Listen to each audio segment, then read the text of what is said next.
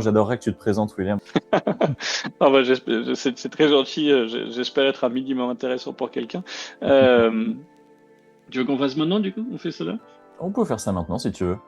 Ça marche. Eh Alors, bien, qui êtes-vous, William? je suis William Alexander.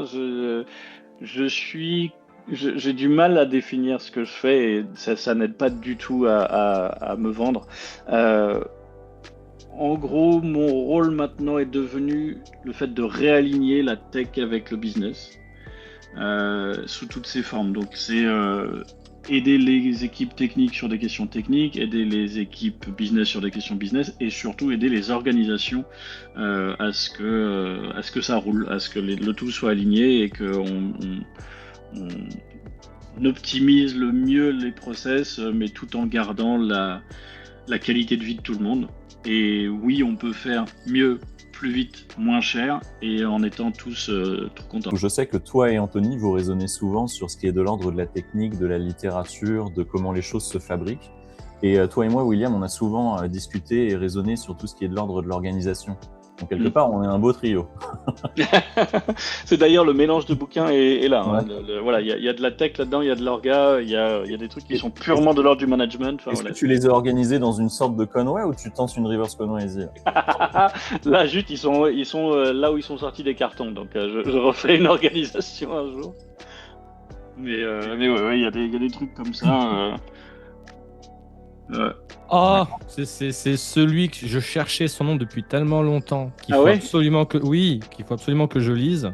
Ça fait au moins 1 an, tu vois, parce qu'il est dans ma liste de livres absolument incroyables, apparemment, qu'on m'a dit, sur la gestion des équipes et avec Team Topologies. Et Oui. je suis content d'avoir Là le nom. aussi, quelque part, oui, mais ouais. Il est là, d'ailleurs. Évidemment. Hop. Voilà. Ouais, le Five Dysfunctions of a Team, alors, qu'il soit incroyable, je sais pas, il y a des pépites, il y a des vraies pépites dedans. Il y a la pyramide des dysfonctions, le principe de la pyramide des dysfonctions qui est vraiment, vraiment utile. Il a un côté The Goal, Phoenix Project, machin, où c'est un pseudo-roman, enfin il y a une partie fiction, pseudo-fiction, et après il y a le bouquin qui explique voilà, qu'est-ce qu'on fait avec ce qui se passait dans cette équipe.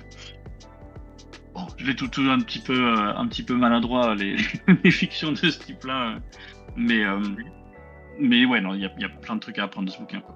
Quand on discutait pour déterminer le sujet dont on allait parler aujourd'hui, on a évoqué pas mal de sujets de l'ordre de la relation de la tech dans une entreprise. Donc en fait, on est littéralement sur ta ligne à toi, la ligne organisationnelle ou technique, décisionnelle, etc. Et je crois que le sujet qu'on avait retenu, c'est quand mentir. Alors évidemment, la formulation de ce sujet, elle est brutale. Elle fait rire même, hein. Quand mentir, parce que mentir, c'est stigmatisé. Quels sont les contextes dans lesquels le mensonge peut être utile? Le mensonge bienveillant, évidemment, on ne va pas parler du mensonge malveillant, on ne va pas parler de comportement toxique, etc., etc. William, dans quel contexte est-ce que tu mens?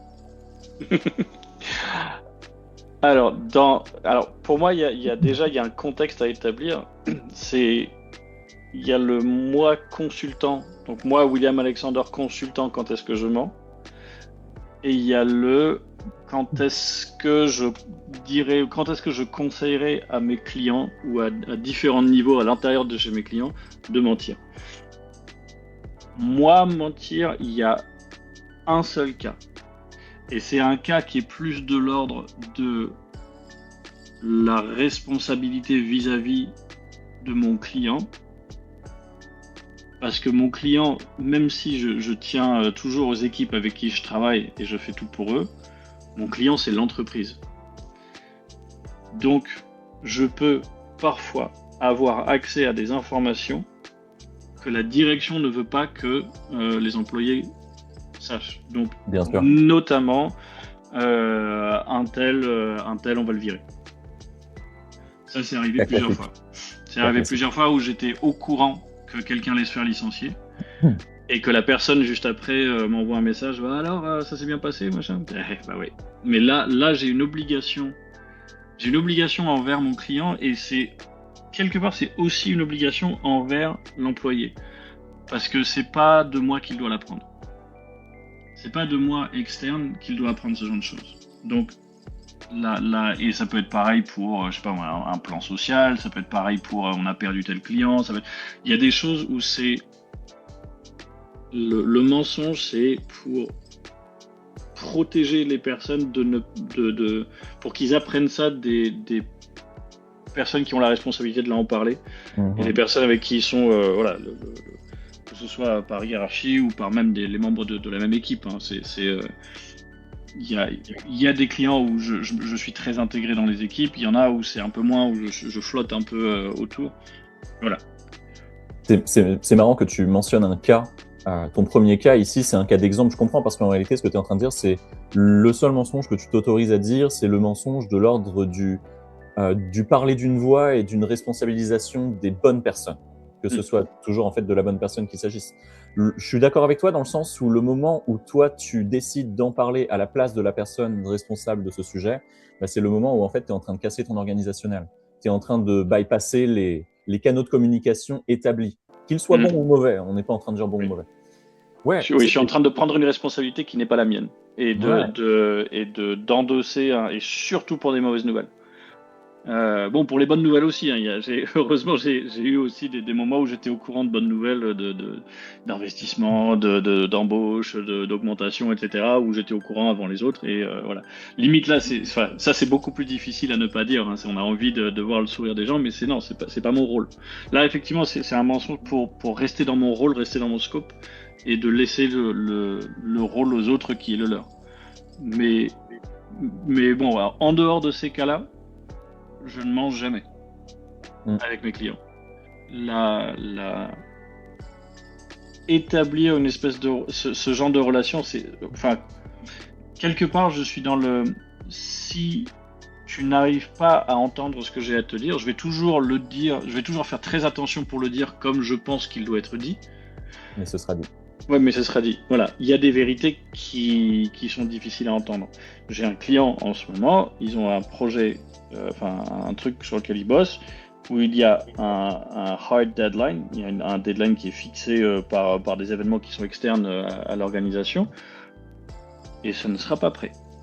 Je leur ai dit il y a 1 mois, ça ne sera pas prêt. Comme vous l'avez imaginé là, ça ne sera pas prêt. Il faut re-réfléchir le truc. Ils ont re-réfléchi, ils ont dit non, il nous faut tout. Et je me suis permis d'envoyer un texto quand j'ai appris ça du niveau d'un niveau de hiérarchie, je me suis permis d'envoyer un texto au niveau du dessus en disant excuse-moi de ma franchise, mais si tu fais ça, ça va droit dans le mur. Et je pense que c'est même mon rôle, c'est même essentiel pour que je joue bien mon rôle de dire la vérité dans ces cas-là. Je suis d'accord avec toi, et tu es en train de mentionner que tu as cassé le flot de communication usuel. Et en fait, c'est vrai. Non mais c'est vrai, c'est vrai, mais je ne le vois pas comme négatif. C'est-à-dire qu'à un moment, toi, ton rôle, c'est d'aider tes clients à fabriquer une organisation valide. Et qui dit fabriquer une organisation valide insinue qu'elle peut, à certains moments, être invalide. Ici, si ton jalon de communication premier, il a échoué et que tu le vois échouer, ce serait non pragmatique, non intelligent, et ce serait, disons, du mauvais consulting de ta part, de ne pas le faire sauter et de passer à travers. Très souvent, les gens qui ne comprennent pas ce concept de mon système, je viens d'observer qu'il est cassé, donc je bypass mon système, ils ont l'impression que c'est une sorte de rébellion ou une sorte de succès. Non, en réalité, on vient juste brancher les synapses au meilleur endroit plutôt que... C'est très intéressant. Je voulais comparer ça à Anthony. Quand est-ce que tu mens ? Tout le temps. C'est marrant parce que j'avais une question à poser à William. Alors excuse-moi, on peut continuer. Mais je pense que sur la façon dont tu vas me répondre, on va se rejoindre. William, dans quelles circonstances est-ce que tu mentirais à tes clients au bénéfice de l'équipe ? Très juste. À quel moment est-ce que tu estimes que tu dois mentir à ton client pour que ton équipe, pour que l'équipe dans laquelle tu vas intervenir ou les équipes puissent faire ce qu'elles ont à faire ? Tu peux réfléchir, j'envoie la pub. Je vois très bien ce que tu veux dire, et vu que mon rôle, c'est de soigner un système socio-technique. Dans ce cas, alors, peut-être qu'un jour je tomberai sur un cas où je pense qu'il est nécessaire de le faire. Je l'ai fait par le passé. On va dire plus tôt dans ma carrière, j'ai fait ce genre de choses du style ouais bon, ils ont pas à savoir, on va le faire et puis voilà, vaut mieux demander pardon que permission. Même si je trouve que le fond du principe de vaut mieux demander pardon que permission reste vrai, ça ne veut pas dire, je pense, qu'il faille nuire à la transparence. Donc, on va pas dire qu'on fait autre chose que ce qu'on fait si on nous demande. On va pas comment faire. Enfin, parce que j'ai plusieurs cas de figure en tête, mais en gros, pour moi, c'est pas à moi de mentir. Si l'équipe choisit de mentir, c'est une chose. Je vais leur expliquer pourquoi je pense que c'est une mauvaise idée. De mentir? Ouais, de mentir. De mentir à leur direction, par exemple. Tu vois, le cas de figure que je vois, c'est tu as un CEO qui a une lubie et qui dit faites ça. L'équipe, tout le reste de la boîte sait que c'est pas ça qu'il faut faire pour faire avancer le truc et qu'on a un truc beaucoup plus urgent à faire. Donc ils font autre chose et si le CEO demande, ils font ouais, on est sur ton truc. Ah, c'est drôle. C'est drôle parce que j'aimerais rajouter quelque chose par-dessus. Et là, je vais donner mon opinion. Je pense que j'accorde beaucoup de valeur au fait que ce soit sa boîte. C'est-à-dire que, d'une manière ou d'une autre, s'il a envie de faire pivoter sa boîte qui était dans la fintech pour ensuite vendre des chèvres sur un marketplace, c'est lui que ça regarde. Que ce soit une lubie ou incroyablement éclairé, je respecte ça et c'est un côté un petit peu plus libéral pour le coup qui me ferait dire je ne suis plus en accord donc. Mais mentir, je suis d'accord avec toi. C'est-à-dire que le moment où les équipes reçoivent cette lubie, moi j'aime bien le mot lubie, tu sais c'est mon mot préféré, les équipes lui mentir serait probablement le truc le plus destructeur pour la boîte. Ouais. C'est-à-dire qu'à un moment, en fait, la tête a sauté. Ils sont en train de dire la tête a sauté. C'est ça. Ils ne veulent pas aller vendre des chèvres, du coup, ils continuent de faire de la fintech. Mais déjà, si je peux juste, pour bien préciser, hein, je vais expliquer à l'équipe pourquoi je pense que c'est une très mauvaise idée qu'ils mentent dans cette situation-là. Et je ne vais pas mentir à leur place. Par contre, tu parlais de la connexion des synapses. Si le PDG me pose la question alors que l'équipe a pris une autre décision, mais ça je vais l'expliquer à l'équipe de toute façon, ils sauront que je vais pas mentir à leur place, par contre je lui dirai, va les voir. J'essayerai de reconnecter la tête justement. Je vais faire ce que je peux pour rétablir, parce que je suis d'accord avec toi, le CEO, c'est sa boîte. Et des CEO qui ont fait planter des boîtes, on en connaît, alors que la boîte a suivi ce qu'il a dit. Hein. Je veux dire, il a pris des décisions qui n'étaient pas appropriées pour le marché ou pour ce que c'était. Bref, il y a une histoire aussi de protection de l'équipe, de faire parapluie. C'est pas mon rôle non plus. Je pense, en tout cas, je pense que c'est le rôle du management. Après, si le management ne joue pas ce rôle, je peux essayer voilà. Mais c'est la difficulté effectivement d'avoir un rôle qui c'est pas transverse si c'est vertical, mais bref, j'ai une espèce d'intégration verticale. Voilà, c'est ça. Mais je ne vais pas mentir je vais pas mentir pour l'équipe dans ce cas de figure. Et d'ailleurs, oui, c'est tout dans le respect de ce que tu dis, effectivement. C'est dans le truc c'est le PDG, c'est sa boîte. Si vous n'êtes pas d'accord, vous lui avez dit que vous n'êtes pas d'accord et qu'il le fait quand même. C'est quelque part votre rôle, c'est d'expliquer pourquoi vous pensez que c'est une mauvaise idée, mais une fois que la décision a été prise, votre rôle, c'est d'exécuter. Et c'est là où je fais la nuance inverse. C'est-à-dire que là, je vais me contredire en ajoutant de la nuance. Ok. J'aurais adoré proposer à Anthony de répondre à quand est-ce qu'il ment avant, mais du coup, je vais faire très très court. Il existe tout un tas de cas dans lesquels j'arrangerai les choses de manière à ce que personne ne mente et fasse environ ce qui a été demandé, parce qu'il n'y a qu'une seule chose qui puisse corriger, amender un mensonge qui a eu lieu, c'est les résultats. Ouais. Où tu me dis, FinTech, ça marche pas, on va élever des chèvres. Encore exemple absurde, je devrais trouver un meilleur exemple. Et que moi, je décide de ne pas aller du côté d'élever des chèvres, mais que derrière, je vais dire des conneries, plus 20% en euros sur ton FinTech, et que tu te dis, putain, en fait, FinTech, ça... Ok. Et là, je peux te dire, oui, en fait, je suis vraiment désolé de ne pas avoir suivi ce que tu me disais, mais je voyais bien que... Et en fait, je trouve qu'il y a une certaine intelligence là-dedans. C'est une intelligence de dire, si vraiment je suis intelligent, je reformule, je recommence à zéro cette phrase, je ne peux pas être intelligent si je suis uniquement suiveur.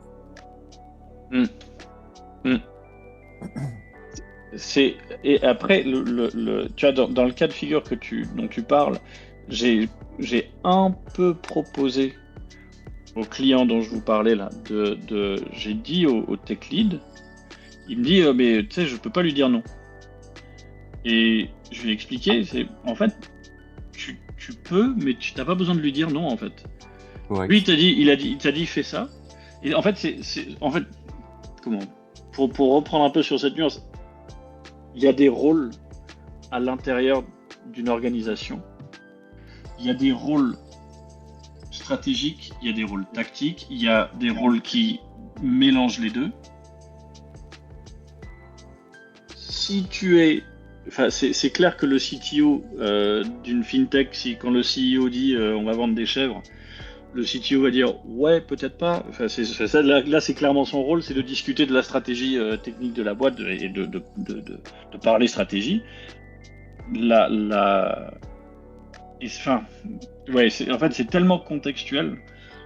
Si quelqu'un décide de mentir et d'aller à l'encontre de ce que dit le PDG, moi, je vais toujours lui dire, écoute, tu sais ce que tu risques. Si tu risques d'autres gens en faisant la même chose, assure-toi qu'ils soient d'accord.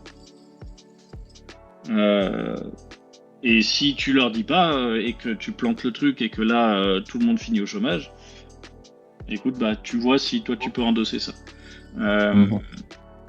Mais effectivement, tu vois, quand mentir, c'est justement pour ça que j'avais fait la différence entre quand est-ce que moi je mens et quand est-ce que je conseille ou pas à d'autres de mentir. Et donc voilà, le moi, ça reste en gros jamais, sauf en cas de secret, que secret que je peux pas dévoiler. Mais là, ouais, là, on entre dans le vif du sujet, quoi. Quand est-ce que ça serait bien que les autres le fassent ou pas. Ouais, et je suis d'accord avec toi, et je dirais même, il est très facile de ne pas mentir. Il est très facile de se mettre en position de faire l'inverse sans mentir, en étant purement transparent.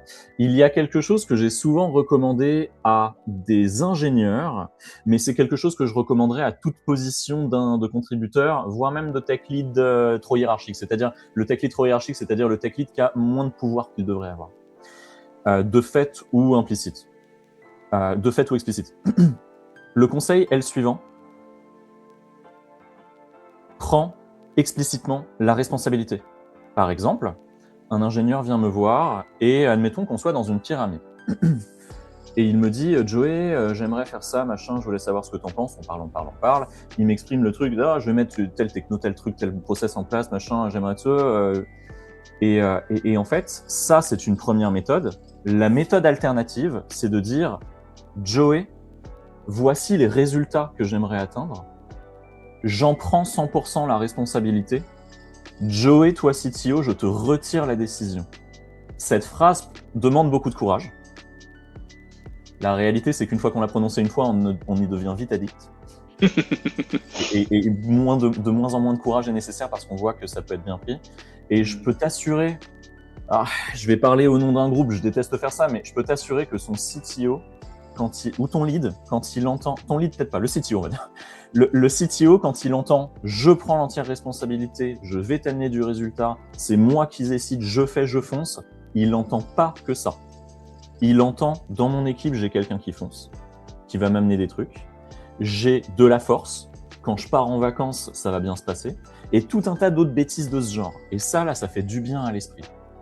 Ça, c'est quand t'es serein dans tes pompes. Quand t'es pas serein dans tes pompes, ce que t'entends, c'est « Ah, j'ai un rebelle, c'est la merde, je peux pas, non, ça doit être moi qui micro-contrôle tout ce qui se passe, etc., etc. » Mais la réalité, c'est que ça demande du courage et c'est excellent. Le moment où tu fais ça, t'es plus dans le mensonge. Là, j'ai donné un exemple d'une proposition, mais ça peut être aussi descendant. La proposition, elle est montante. On peut faire du descendant. Ah, je vois que tu as une ref. Le descendant, c'est le CTO qui dit « On va faire ça comme ça ». Je donne pas d'exemple parce que c'est pas le sujet. Et puis, un ingénieur qui dise « Écoute, ce que tu proposes, on est soit moi tout seul, soit plusieurs à penser que ce n'est pas la bonne chose. Mais tu me proposes un comment, ton comment, on le met de côté, on va se concentrer sur le quoi c'est le résultat, et le résultat que tu espères, c'est ça. » Dans la réalité, le descendant, c'est rarement à base de voici les résultats que j'attends. Le descendant, c'est souvent ludique. Mais l'ingénieur peut très bien répondre je te propose un truc. Ton comment, on ne le fait pas. Je prends la responsabilité du comment, mais je m'engage sur tes résultats. M'engager, c'est un petit peu hardcore, mais ça peut jouer dans ton sens. Si tu veux pas t'engager parce que tu n'es vraiment pas confiant sur les résultats, tu peux dire je prends la responsabilité de viser tes objectifs. Et une fois que tu as fait ça, je peux t'assurer que la personne, elle dit bah ok, roule. S'il n'y a pas d'ego. S'il y a de l'ego, la personne va dire non, c'est mon comment qui doit gagner. Mais en tout cas, c'est super efficace. C'est là où je sais et j'ai vraiment envie d'avoir l'avis d'Anthony Uchi sur le sujet. Bon, ça, hein, parce que juste, Ouais. si vous ne l'avez pas lu, si vous connaissez pas Projet Aristote et compagnie, ça, juste, c'est tellement la base de tout ça. The Fearless Organization. Voilà, tu connais les recherches qui sont derrière ça, Projet Aristote chez Google? Non, pas du tout. Alors, je le fais en extrêmement rapide. Amy Edmondson, elle est incroyable. Chez Google, ils avaient certaines équipes qui explosaient les autres en termes de outcome, performance, happiness, enfin, genre sur toutes les métriques, alors que c'est Google. Donc, on n'est pas sur un truc où ils ont... globalement, l'idée, c'est qu'ils ont filtré et qu'ils ont que des tueurs. Mais ils avaient des équipes qui surperformaient, d'autres qui performaient bien, hein, tout le monde performe bien, mais il y en a qui étaient vraiment au-dessus du reste. Et c'est what's the secret sauce? Qu'est-ce qui fait que ces équipes-là explosent? Et ce qui est revenu et qui était totalement... Ah bah, ouais, pardon, ma web, je ne sais pas pourquoi, mais ma webcam... voilà, c'est psychological safety. Ouais.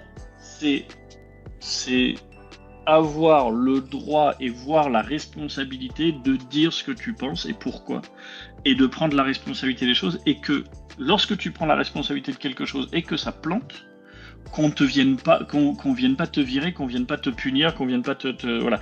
Donc et c'était totalement inattendu. Ils avaient plein d'autres idées, et quand ça s'est remonté, le fait d'avoir la sécurité psychologique dans ton équipe, dans ton organisation, dans ta boîte, c'est le truc qui revient.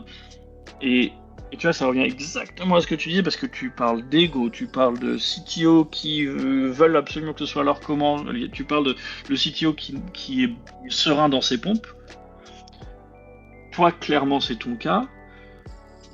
Peut-être que je suis biaisé parce que le genre d'organisation qui m'appelle, c'est les organisations où ça va pas fou non plus.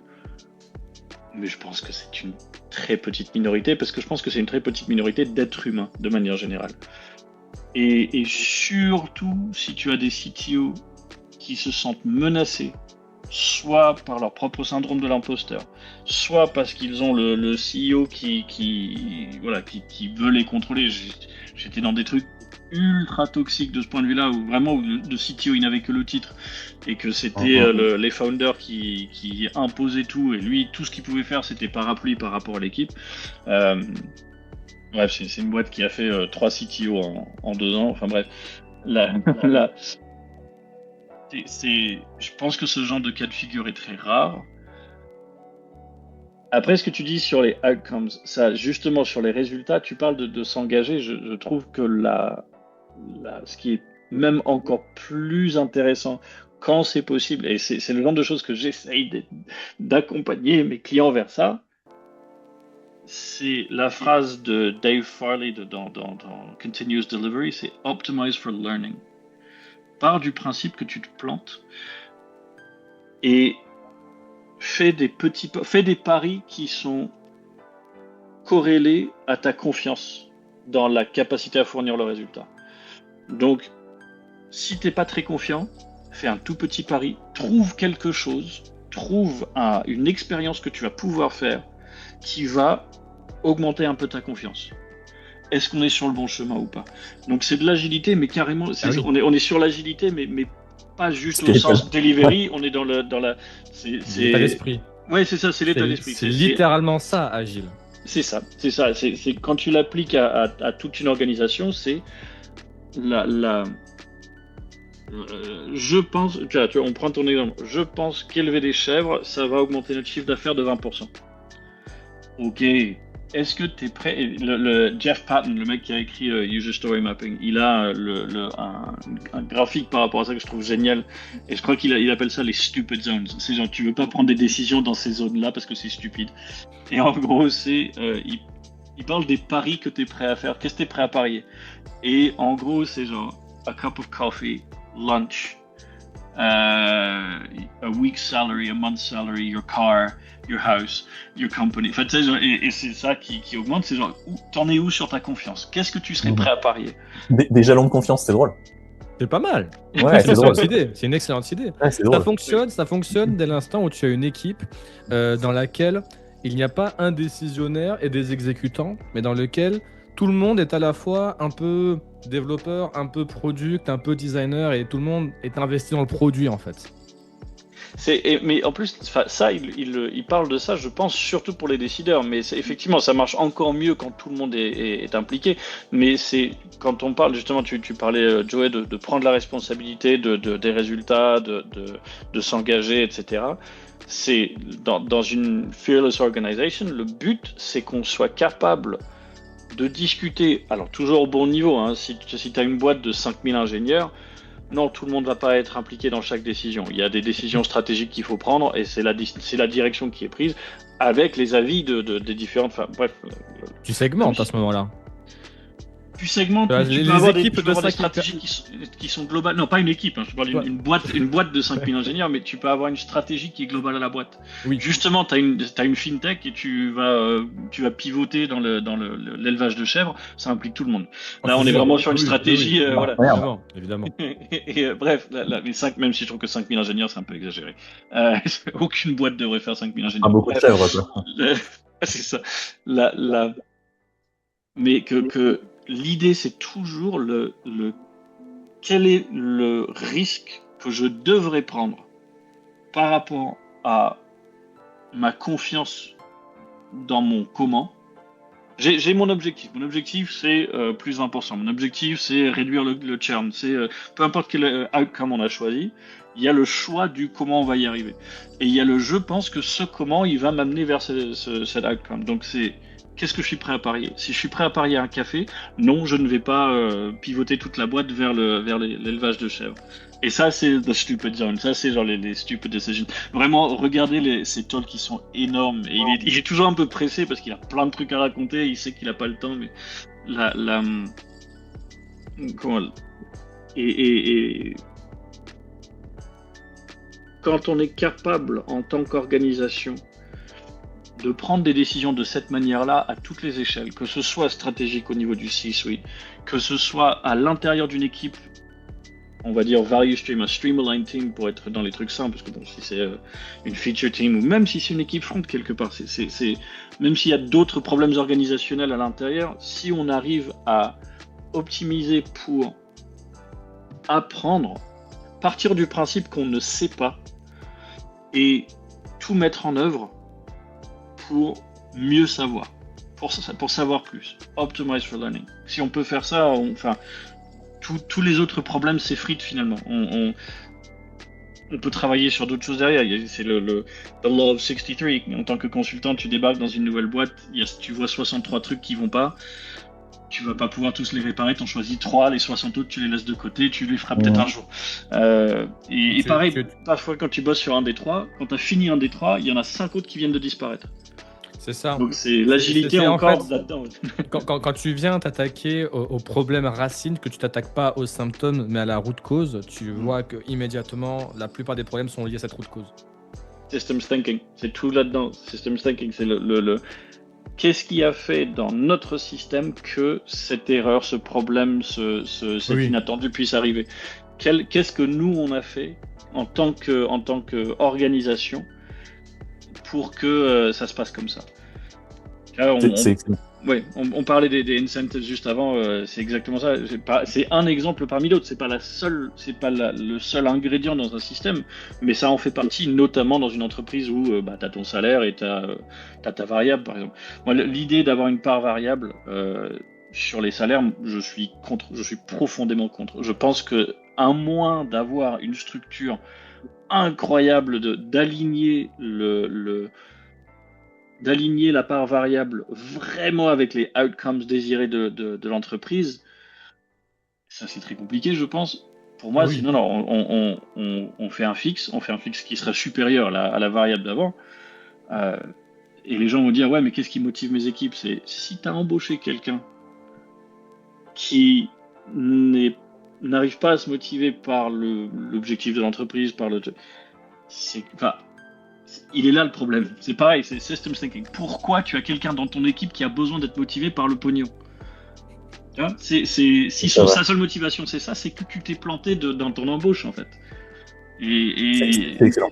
J'ai vu une boîte comme ça, justement, une offre de recrutement d'une start-up qui proposait une échelle de salaire qui était de 1 à 2 fois le salaire de la boîte selon ton implication. C'est-à-dire, si tu bosses 2 fois plus que les autres, t'es payé de...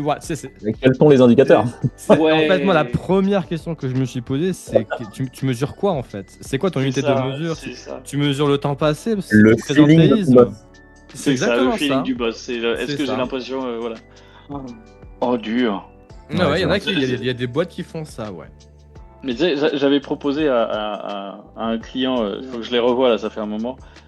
Là, ils avaient un problème de vendre des moutons à 5 pattes. C'est une boîte qui est là depuis longtemps et qui est éditeur d'une suite de logiciels et dont le métier est incroyablement complexe. Et ils bossent avec des gros clients. C'est une petite boîte, hein. Ils sont une 50aine et ils bossent avec des grosses banques, ils bossent avec des grosses chaînes, et voilà. Et ils ont problème récurrent des sales qui vendent des moutons à 5 pattes, qui proposent des trucs, qui vendent des trucs à des clients et qui arrivent voir la tech derrière en disant ouais en fait c'est ça, mais c'est juste un petit truc à côté, non? non c'est 1 an et demi de voilà. Et parce que les sales sont leur incentive, c'est la signature du client. Et ce que j'ai proposé au PDG, alors ils l'ont pas fait, en même temps ils étaient en pleine réorga, donc c'est normal, mais c'est une idée et le PDG m'a regardé, il m'a dit, c'est quoi, il y a un truc à creuser. Je lui ai dit, il faudrait trouver, pour pas tout chambouler, au lieu d'être la signature du client, c'est le déploiement de valeur chez le client. Et ça veut dire aussi que tu es obligé que tout le monde se mette d'accord, que ce soit sales, tech, stratégie, etc., avant de faire une vente, avant de faire signer le client, c'est OK. Le sales, il vient voir la tech en disant voilà ce que mon client demande. On discute, on trouve, on voit comment on va pouvoir commencer à fournir une solution à ça. Et on estime la valeur de ce truc-là, que ce soit monétaire au niveau de la boîte, mais que ce soit aussi la valeur chez le client, etc. Et la tech, ensemble avec la direction, décide de la prime liée à ce truc-là, mais tu touches ta prime quand c'est déployé chez le client. Non pas quand tu fais signer et que c'est dans 1 an et demi, parce qu'ils ont ce problème-là, hein, ils ont des trucs qui traînent depuis 2 ans et où le PDG il doit faire des remises et tout parce que ça traîne depuis ça.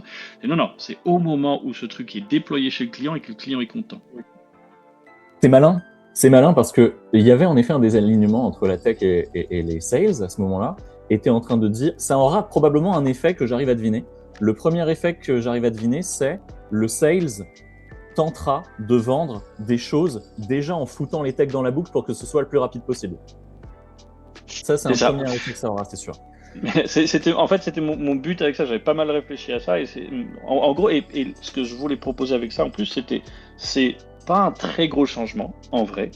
C'est gros pour les sales, ils vont le vivre différemment, mais en termes de l'organisation entière d'une entreprise, c'est pas si énorme que ça, mais quel est un truc qu'on peut essayer pour voir ce que ça fait. Est-ce que ça va... déjà, ça va obligatoirement améliorer la communication entre sales et tech, parce que là, pour l'instant, ils ne se parlent pas.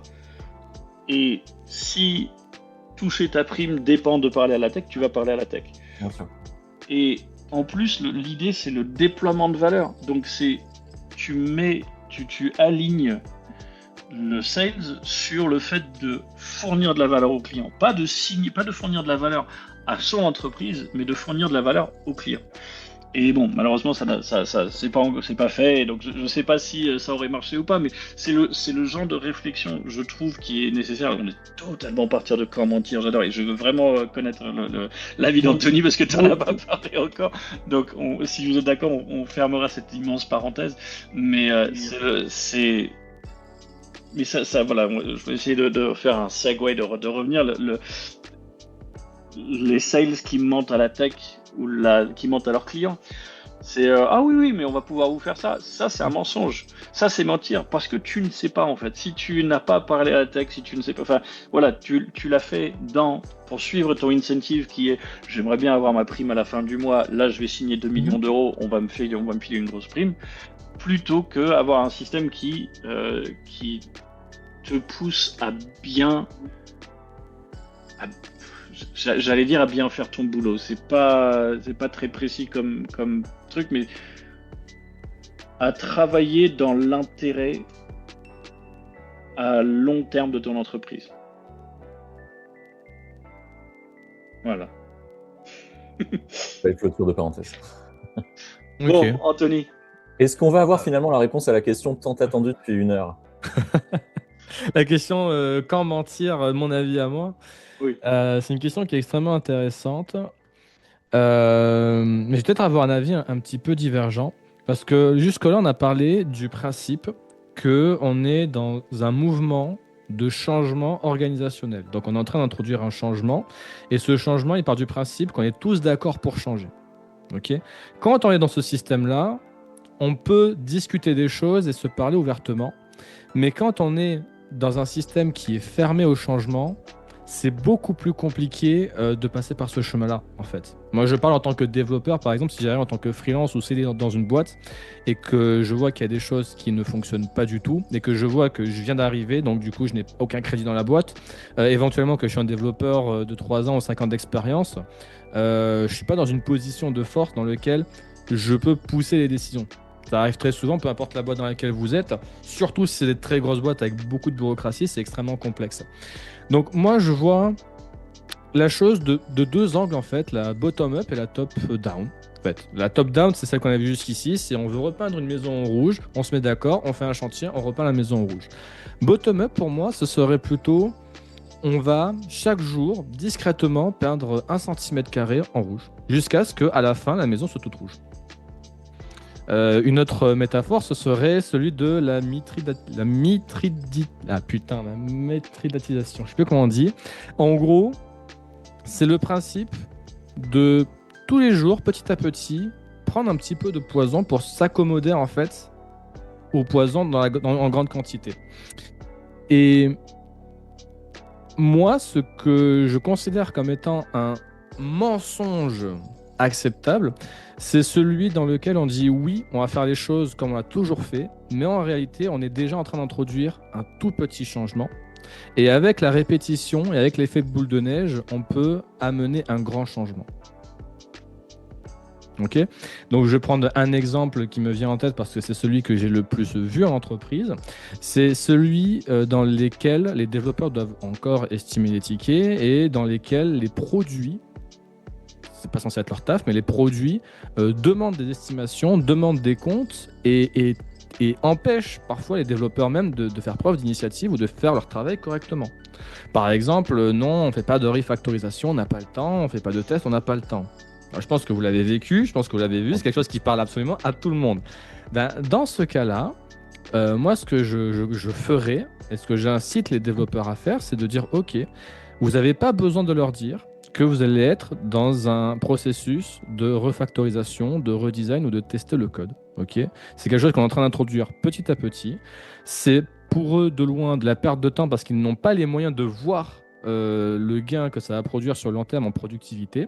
Donc, lorsque vous faites vos estimations, vous prenez également en compte le fait que vous allez refactoriser et modifier des choses et ajouter des tests.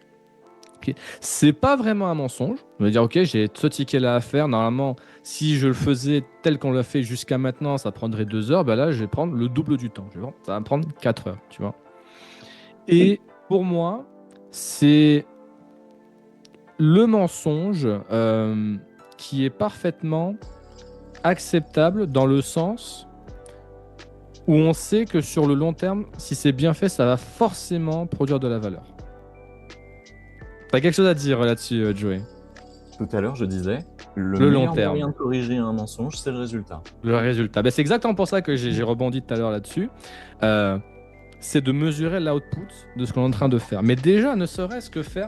faut voir ça un peu comme une expérience, en fait. Et je pense que ça déstresse tout le monde de dire ce qu'on va faire, c'est une expérience. J'arrive dans l'équipe. Là, pendant 2 semaines, 1 mois, on va faire une expérience. On va doubler le temps de tous les tickets et on va prendre le temps de décrire des tests. Et on va voir au bout de 1 mois quel résultat ça va nous amener. Et au bout de ces 1 mois, on a les métriques, on a les moyens de constater. On arrive à bosser plus vite, on déploie un peu plus rapidement.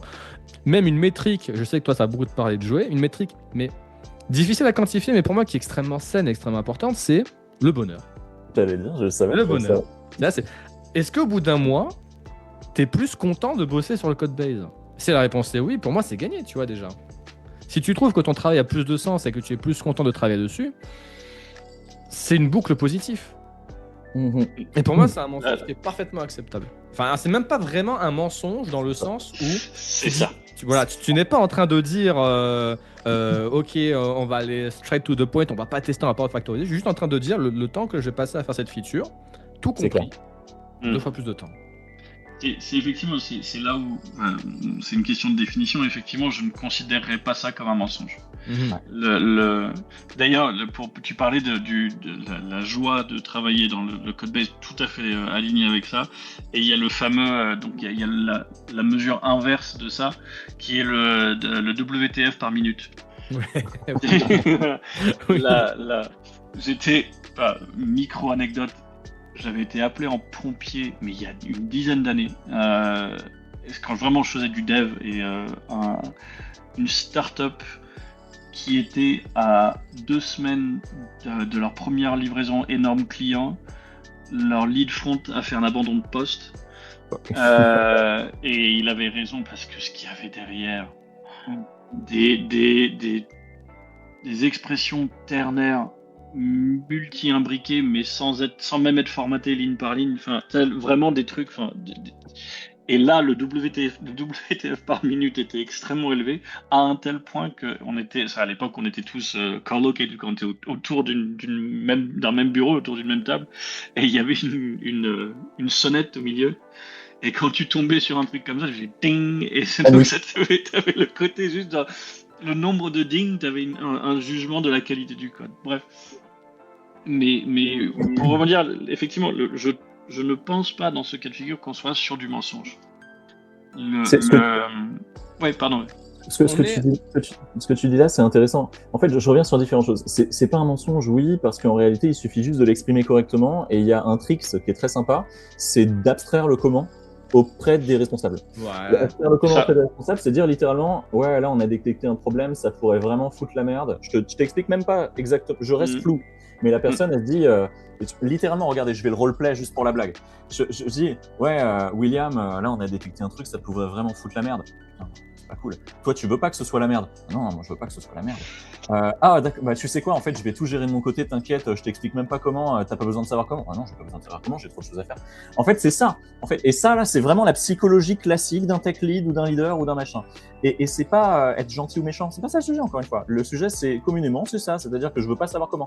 Les gens veulent savoir comment quand ils ont pas confiance en toi, quand ils ont observé que t'as fait de la merde dans le passé, ce qui est différent de la confiance au passage. C'est du contrôle, admettons. Ou alors quand ils sont sous haut degré de stress. Quand ils sont sous haut degré de stress, ils tendent à vouloir mettre les mains un petit peu partout. Le deuxième sujet que je voulais aborder, du coup, c'est William, tu dis le tech lead, il a fait un abandon de poste. Moi, je me demande, est-ce que c'était lui la cause de tous ces délires? Parce qu'en fait, quand j'entends tech lead, c'est vrai, moi j'ai tendance à mettre beaucoup de responsabilités sur le tech lead. C'est-à-dire qu'un tech lead qui se barre alors qu'il y a de la dette technique, il a échoué son travail. C'était pas un tech lead, c'était ce qu'ils appelaient chez eux un lead front. Donc en gros, c'était le chef de rien. Le chef du node module. Oui, voilà, c'est Voilà, ça, un peu. notre module manager, exactement. Non, alors pour le coup, en plus, ils avaient un client lourd. Là, pour le coup, il y avait un vrai client lourd, un système de gestion de caisses enregistreuses avec. Enfin, c'était avant Uber Eats.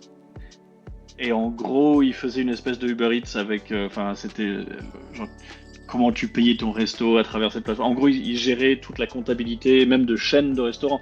Et c'était ça, la livraison, c'était une chaîne de 18 restos. Et du coup, il fallait que ça marche. Mais juste, enfin, cette boîte, quelque part, je suis content de pas me rappeler du nom. Je suis sûr que je peux remonter et retrouver les factures, mais l'argent, les montants d'argent étaient stockés en flotte.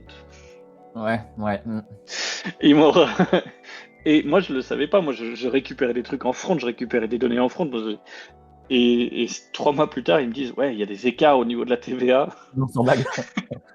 Ils ont des problèmes de mentise dans tous les sens. C'est Et horrible. Ouais. Mais je vous dis, c'était il y a 10 ans. J'avais absolument pas la maturité que j'ai aujourd'hui, que ce soit émotionnel ou juste organisationnel, du dev. Enfin, j'étais au début de ma carrière de dev, en fait. Moi, ça fait pas très longtemps que je fais ça professionnellement. Enfin, 10 ans, tu me diras. Enfin, ça, c'est parce que je suis vieux que je dis que 10 ans, c'est pas très long. Pour beaucoup de gens, 10 ans, c'est très long. Mais ouais, enfin, j'aurais les red flags qu'il y avait de ouf de partout là-dedans. Mais je voulais revenir sur un truc que tu disais juste avant. Avant de parler du tech lead, tu disais. Je disais les raisons qui poussent quelqu'un à ne pas te faire confiance. Oui, le comment, l'obsession du comment. Là, effectivement, chez un client où il y avait justement les founders qui étaient ultra toxiques et qui mettaient leurs mains de partout et que le CTO n'avait de titre que le nom, j'avais. Le pire, c'est que j'allais mettre en place du Scrum, mais juste pour avoir un truc avec des pièces. L'idée, c'était de le virer au bout d'un moment, mais c'était d'essayer de tirer vers un goal. Tu voulais faire du populisme. D'avoir des objectifs et que l'équipe soit. Enfin, d'essayer d'injecter un peu d'agilité dans ce truc-là. Et il y a le PO, ils avaient un PO alors qu'ils faisaient pas de Scrum, bon bref, et le CTO qui m'ont dit ouais mais les founders ils vont jamais vouloir. Et j'ai dit ils ont pas à le savoir. C'est eux ce qui les intéresse, c'est ce que vous faites. Comment vous le faites, c'est vous qui vous organisez. Et donc ça rejoint, il y a le comment technique, mais il y a aussi le comment organisationnel. Il y a quand tu es responsable d'un département, d'un portefeuille, peu importe, d'un programme, c'est toi qui en es responsable. On attend des outcomes de ta part, on attend des résultats. Comment tu y arrives? Alors, à moins qu'il y ait une telle toxicité dans le truc pour qu'on t'interdise de faire d'une certaine manière ou quoi. Et là, pour moi, la solution est simple, c'est on se barre. Et c'est ce qui s'est passé d'ailleurs. Hein. Cette équipe-là, il n'y a plus personne. Enfin, tout le monde s'est tiré. Enfin, les CTO, les devs, les machins, tout le monde s'est barré. Enfin, au bout d'un moment, c'était.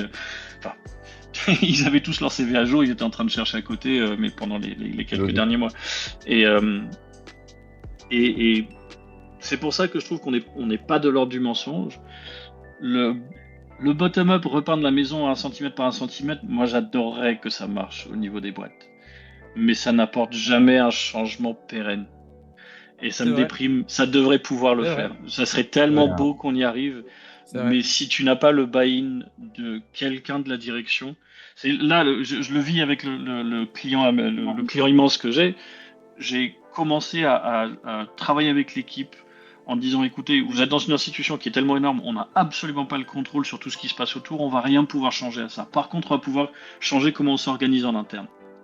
Et ça, au moins, vous allez avoir un peu d'autonomie avec ça. Vous allez pouvoir, vous n'allez pas contrôler ce qui vient, ce qu'on vous dit de faire. Par contre, vous allez choisir comment vous en occupez. Quoi. Et ça, déjà, il y a l'autonomie qui est repris de ça. Hein, le fameux AMP, Autonomy, Mastery and Purpose, les 3 trucs qu'il faut donner Et malheureusement, l'organisation autour est tellement ancrée, calcifier tout ce que tu veux, que même ce qu'on commence à essayer de mettre en place au niveau de l'équipe, finalement ça change pas grand chose, surtout parce que ils continuent à subir les pressions d'autour, quoi. Ouais.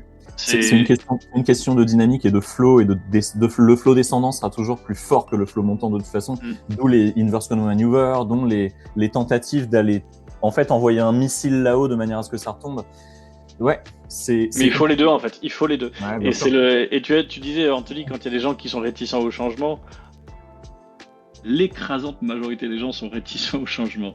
Mais il y a le côté système de, il y a des gens, alors, il y a des planqués, mais avant de parler de planqués, il y a des gens où le statu quo ça les arrange. Et sortir de ce statu quo, ça les fait sortir de leur zone de confort.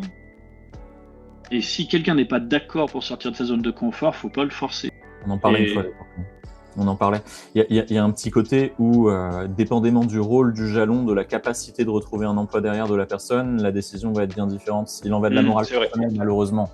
Quand il hurle sur les autres, limite c'est facile parce qu'il y a des lois et des règles pour ça et la faute lourde elle arrive vite. Mais quand tu as un middle manager qui adorait son pouvoir, que tu mets en place une transformation où le management devient une équipe support, ce qui est un peu son vrai rôle, et pas un pouvoir hiérarchique, tu en as qui vont te saboter ça de l'intérieur.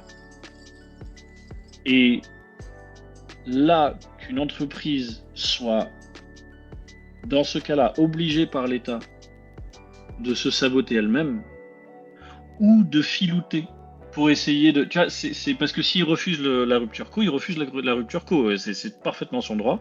La rupture co, c'est on veut plus de toi et toi tu veux plus être là. Donc c'est... Ça fait 1h30 qu'on se parle, ce qui était super d'ailleurs. Moi j'ai adoré toute cette conversation. Je pense qu'on va pouvoir clôturer d'une manière ou d'une autre. Le sujet était quand est-ce qu'il s'agit de mentir ? Et je pense qu'on peut faire, tu vois, une conclusion chacun sur ce sujet, en commençant par exemple par Anthony. Comme on a vu, c'est pas vraiment mentir, c'est plutôt ne pas dire toute la vérité ou tromper à la limite, et encore que tromper, c'est peut-être un peu chercher loin. Mais je pense que quand il faut mentir, c'est que on est déjà en train de mal partir. On est déjà en train de partir dans la mauvaise direction. Donc, soit on cherche à introduire un changement, et dans ce cas-là, on se dit toute la vérité droit dans les yeux, et on considère que tout le monde est capable d'entendre la vérité. Ok. Soit on est dans une position où on ne peut pas le faire, et pour moi, ce serait con de baisser les bras et d'abandonner en fait à ce stade-là. Je dis, au moins, le minimum que l'on peut faire, c'est introduire un changement petit, bottom-up, et espérer que ça fasse boule de neige. Voilà.